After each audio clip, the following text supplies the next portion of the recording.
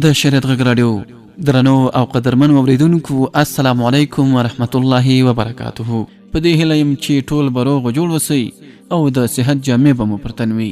په همدې هیله همدا شیبه ستاسې د خپلې خوښې ستورو مزل خپرونه پیل شوه.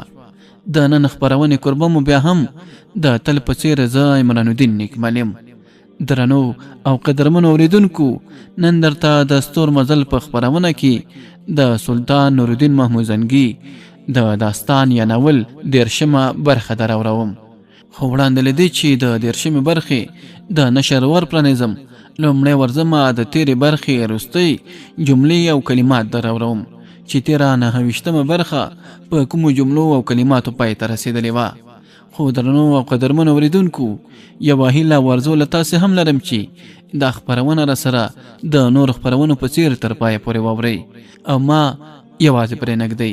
تاسې د سلطان نورالدین محمود زنګي د داستان یا ناول په تېره 29مه برخه کې اورېدلي و چې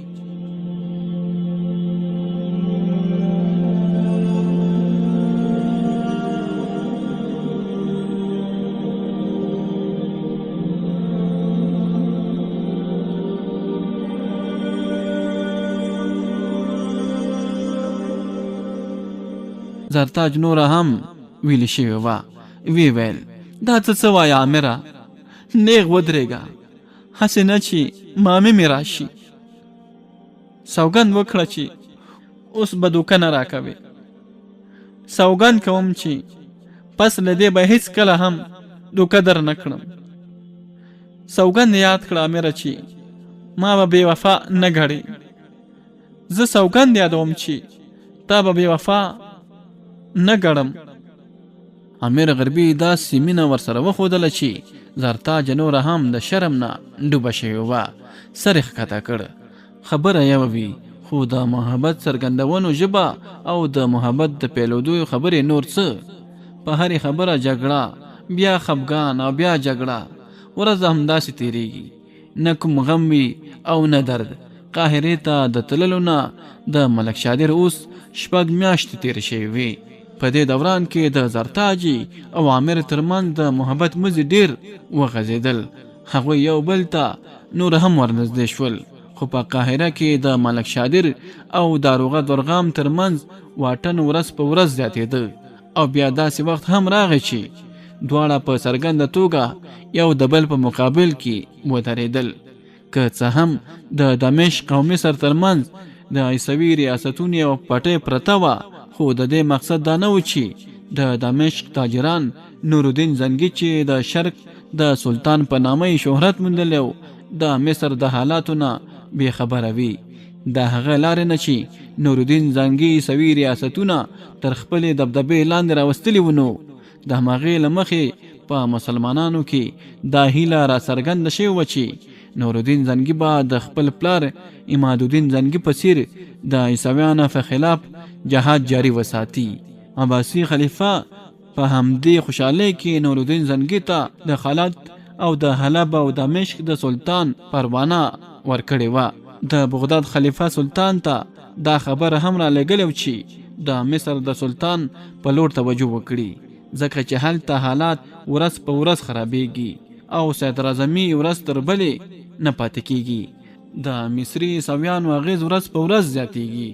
په دې اساس که د مصر حالات سم د لاسه اصلاح نه کړل شي، نو عیسویان او په ځانګړې توګه د یروشلم پادشاه به په هغه خاوره ولکه پیدا کړي او مسلمانان به د تل لپاره خپل غلامان کړي. د خلیفه د دې پیغام نه دا ډاګېزېده چې خلیفه غواړي چې د مصر هسې په نوم خلافت او له منځه یوسي او دغه هیواد د دمشق سره را یوځای کړي.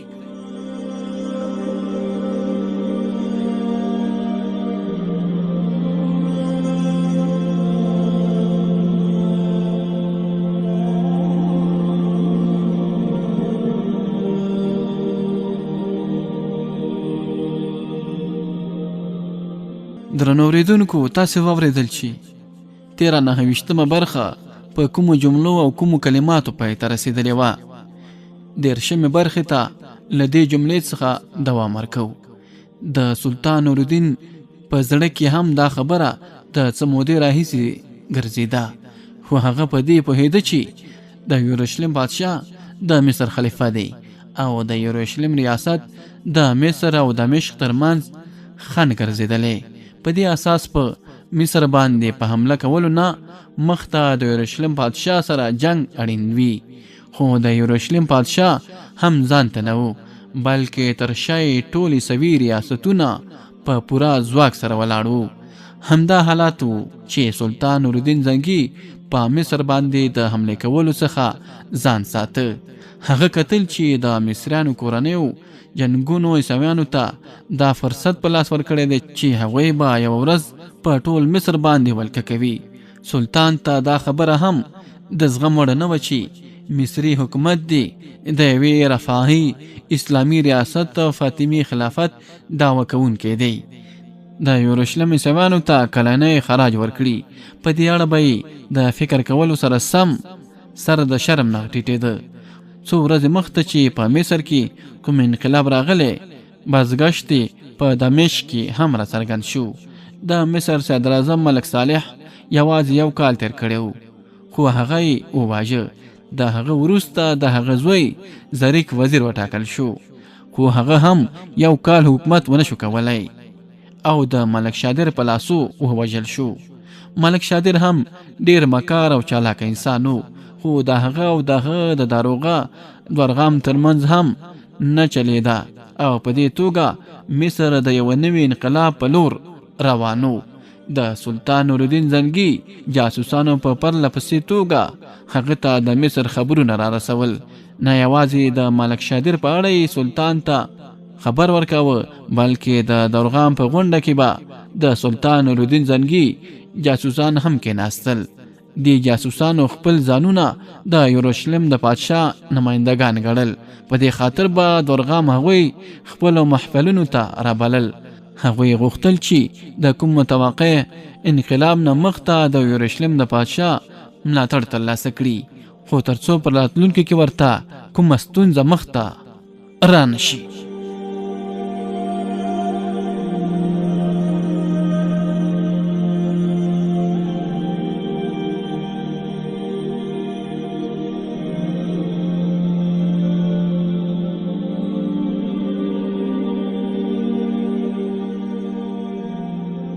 هو بلې درنو اوریدونکو، جاسوسانو دورغام ته ډاډ ورکړی و چې د یورشلیم بادشاه د دې ځای د حالاتو څخه پوره خبر دی او په هر وخت کې چې ورته اړتیا وي د دوی ملاتړ ته به راودانګي. ملک شادر خو د مصر صدارت ترلاسه کړی و، بلکې د هغه هیواد پادشاه ګرځېدلی و، خو اوس یې د هډوکي د مرۍ نه تېرېده.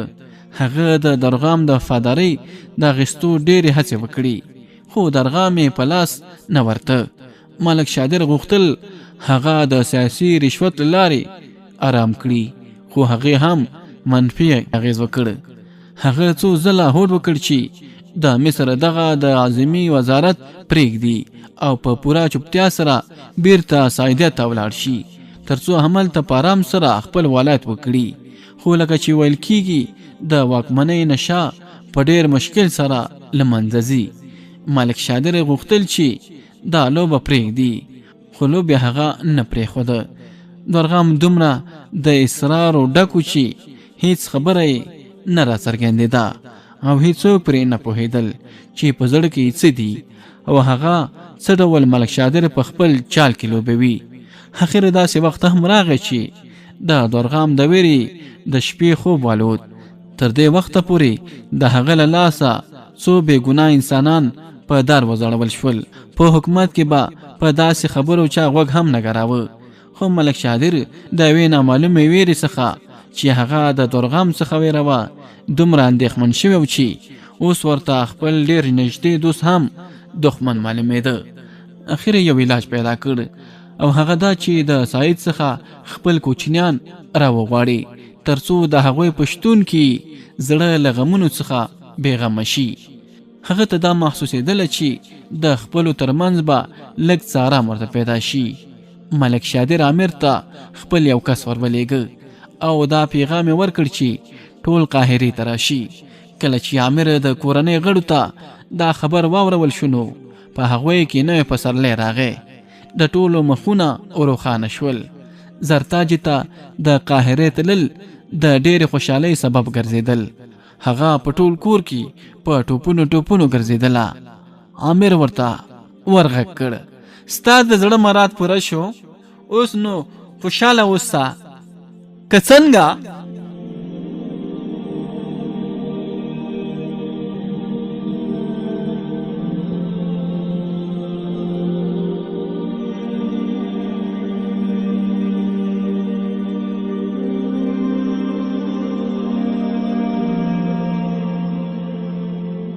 هو بلې درنو اوریدونکو، زرتاج ورته په ډېرې خوشحالۍ سره وویل، ډېره خوشحاله.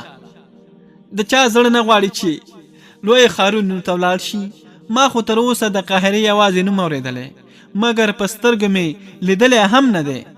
د چیزي، اهرام، د ابوالهول ستره مجسمه او نور ډېر شیان په دغه د رازونو نه ډک ښار کې معلومه نه ده چې نور څومره اسرار پیدا کیږي. عامر ورته په طنزیه توګه سره وویل، د دې مقصد دا شو چې هلته ورسیږي نو ما به بالکل له یاده وکاږې. هیر شوی شیخ خو خلک له یاده باسي، لیکن بیا زرتاجي هغه ته په شوخو سترګو سره وکتل. یعنی زه د هېرېدو شی یم عامره؟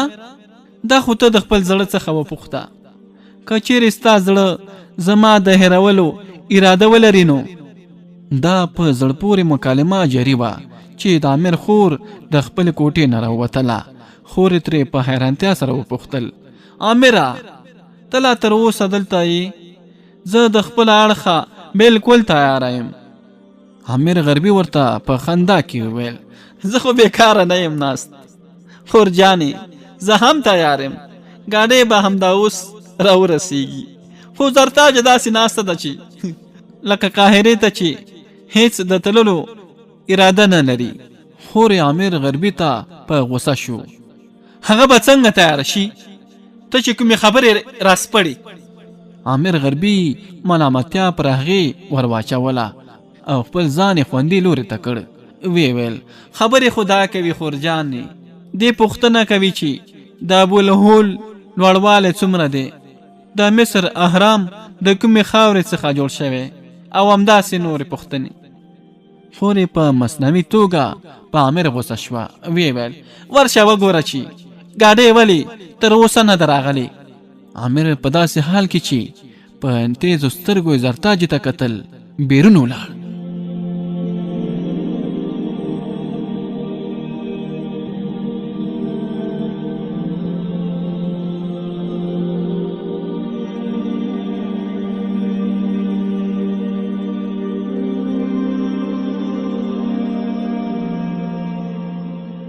هو بلې درنو اوریدونکو، یو بنده ګاډۍ د حویلۍ انګړ ته راننوتله.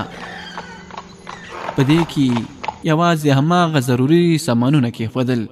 د ملک شادره دواړه کوچنیان او ښځه یې په دې ګاډۍ کې کېناستل.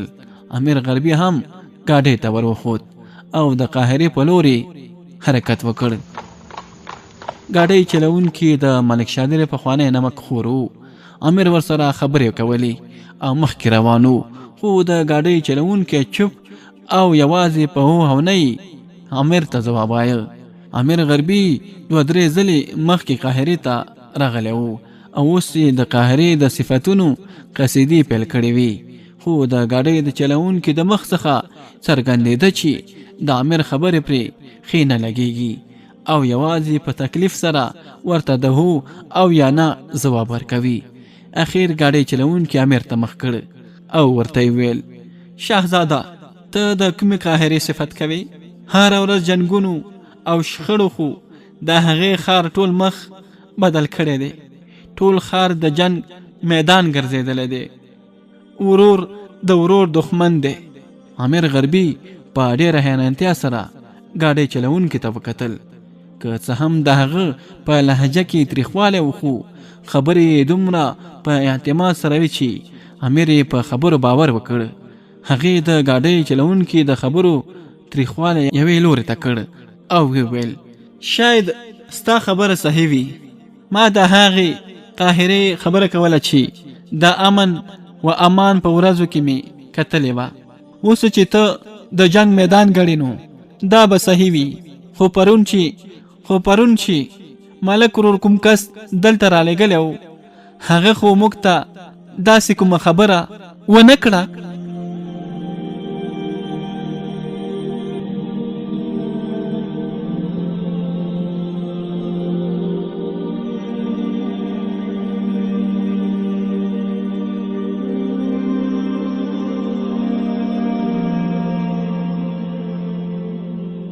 خو بلې درنو اورېدونکو ګاډۍ چلوونکي ورته وویل شهزاده ته آقای او زه غلام، زه ستا خبره نه پرې کوم، خو زما یو دوست همدانن د قاهرې څخه راغلی، هغه چې د قاهرې په اړه کوم خبر ما ته راوړی او د هغه ځای حالات چې بیان کړي د هغې نه دا نتیجه ترلاسه کیږي چې د قاهرې په دارالخلافه کې هر وخت د جنگ د پیلېدو امکان شته.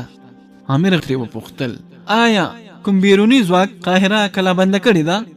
ګاډۍ چلوونکي افسوس وکړ د بیرون نه به څوک راشي، شهزاده په خپله قاهره کې کورني دښمنان لږ دي. زما دوست ما ته وویل چې د شاهي محلاتو داروغه دورغم زموږ د آقا خلاف بغاوت کړی دی او د دواړو خواو ځواکونه یو بل ته مخ په مخ دي، د سولې خبرې روانې دي. که چیرې دا خبرې ناکامې شوې نو جنگ به نښلي، بیا معلومه نه ده چې څوک به بریالی کېږي او څوک به ناکامیږي. امیر غربي اندېښمن شانتې شو او ورته یې وویل دا خبره خو به دې مخکې کړې وه، که چیرې موږ ته تا پخوا ویلې و نو موږ به د سعید نه د قاهرې په لور نه راخوځېدو. ما فکر کاوه چې تا ته به هر څه معلوم وي او اوس د کوم مصلحت په خاطر د آقا په لور د هغه د ښځې او کوچنیانو سره یو ځای هغه لوري ته ورځي. ګاډۍ چلوونکي ورته په ډېر او ادب سره ځواب ورکړ تاسو سلام وکړئ، موږ لا تر اوسه د سعید نه دومره لرې نه یو تللی. ډېر ښه، ګاډۍ ودروه.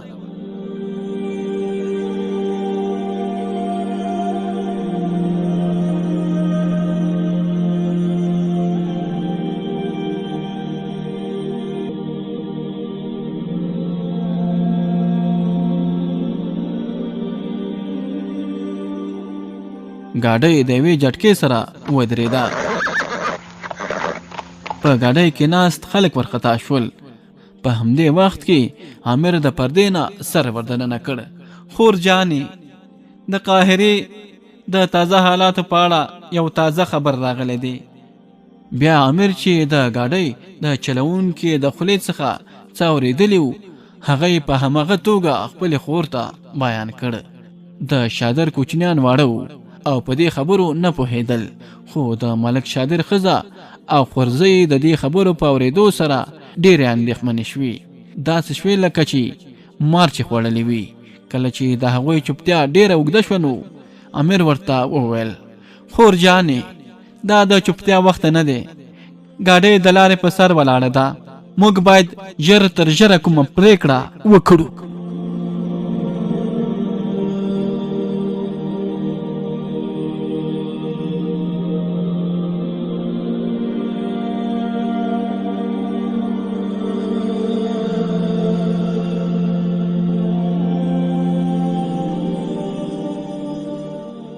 هو، خورې په مړاوي اواز ترې وپوښتل امیره ستا نظر څه دی؟ امیر د څه فکر کولو وروسته وویل خور جانې په دې وخت کې قاهرې ته ورتلل په خپله خپل ځان وژل دي. که څه هم موږ د مخالفینو سره کومه شخړه نه لرو، خو ته د ملک شادر ښځه او زه یې اوښی یم. دښمن به مو په اسانۍ سره دارالوزارت ته ورپرې نږدي او که چیرې موږ هلته ورسیږو هم د ملک شادر په ستونزو کې به نور هم زیاتوالی راوستل شي. د خور اواز بدل شو. بیا یې وویل ښه نو بیا نو موږ څه وکړو؟ امیر غربي خپله پرېکړه اعلان کړه. ویې ویل زما په اند چې موږ باید بیرته سعیده ته ستانه شو. خور ترې په پوره فکر سره وپوښتل آیا ستا په اند موږ به هلته په سعید کې خوندي پاتې شو؟ که چیرې الله مکړه دښمن غلبه پیدا کړي نو آیا د هغوی سپاره به موږ په سعیده کې آرام پرېږدي؟ قاطع لښکرې ړانده وي. هغوی د فتح ټوله کورنۍ د دنیا څخه له منځه وړل غواړي. امیر غربي ورته په اندېښمنه لهجه وویل خورې ستا خبره هم سمه ده، خو خطره په دواړو ځایونو کې شتون لري. خو قاهرې ته د تللو نه مقصد دا دی چې موږ په زوره د مار په سوري کې ګوتې نه باسو. په سعید کې د دې خبرې امکانات شتون لري چې هلته موږ د خپلې حویلۍ په ځای په یو بل ځای کې ووسو او هیڅوک رانه خبر نشي. خورې ورته په ډېره ښه توګه سره وویل امیره یوه خبره له یاده مه باسه چې هر څومره چې د خطراتو نه لرې تښتې هومره خطرات تا ته رانږدې کېږي، او څومره چې د خطراتو خواته ورنږدې کېږي نو هماغومره خطره له تا لرې تښتي. لکه څنګه چې موږ غواړو په سعیده کې په کوم پټ ځای کې ووسو نو په همدې توګه موږ په قاهره کې هم پټ اوسېدی شو. امیر غربي ډېر اندېښمن شوی و. مګر چیرې د چا ځای کې؟ هلته خو زموږ څوک پېژندګلوي هم نشته. امیره تا ته به یاده نه وي چې ورور دې د تللو په وخت کې ویلي و چې هغه به د سعید السعاده چې د هغه ډېر نږدې دوست دی په کور کې پاتې کیږي. د امیر غربي ټوله اندېښنه ورکه شوه. وی ویل خور جانې ډېره درنه خبره دې وکړه، موږ به قاهرې ته ورځو. که چیرې په دارالوزارت کې کوم ګډوډ وي نو بیا به د سعید السعاده کور ته ورشو او هملته به د حالاتو د جوړښت انتظار کوو.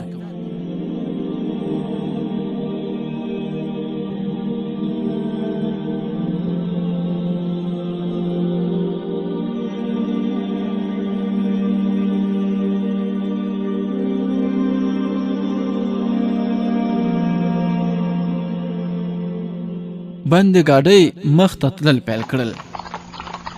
د ګاډۍ چلوونکي ژبه هم بنده شوه او ټول خلک په پوره سکون سره کېناستل. خو کله چې ګاډۍ د قاهرې بیرونی محلو ته ورسېده نو په فضا کې په عجیبه توګه چوپه چوپتیا محسوسېدله. سړکونه او کوڅې بالکل ورانې ویجاړې وې. د هغه د ګاډۍ پرته بل هیڅ خوځنده څیز نه لیدل کېده. ګاډۍ چلوونکي ګاډۍ تم کړه. د ټولو زړونه یو ځل بیا په زوره زوره ولړزېدل. مخکې 4-5 کسه سپاره را روان وو. د هغوی په لیدلو د دوی زړونه نور هم وچ شول. کوچوان امیر غربي هغه ته په ځیر ځیر سره کتل.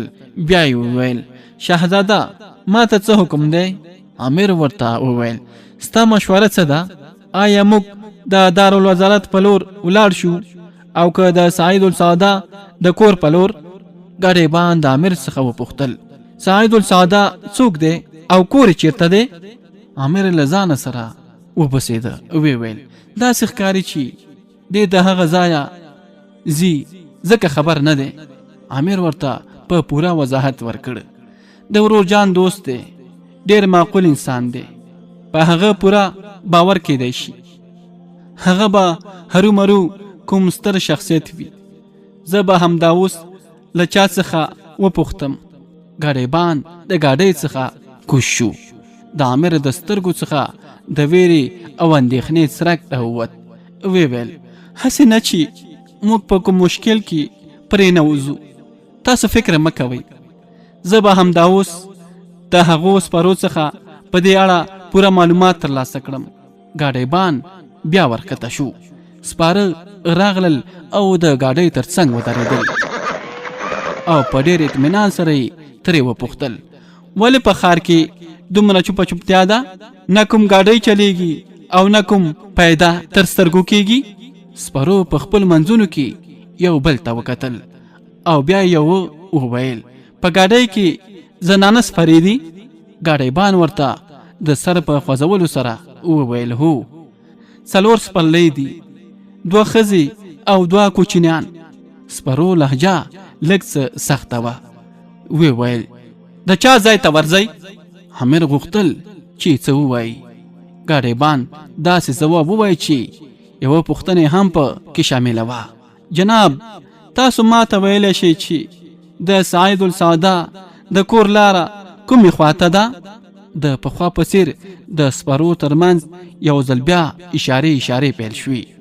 یو سپور د ښي لوري سړک په لور اشاره وکړه. په همدې لاره لږ څه ولاړ شئ، بیا ښي لوري ته په کوڅه کې وګرځئ. په هغه کوڅه کې تر ټولو ستره ماڼۍ د سعید السعاده ده.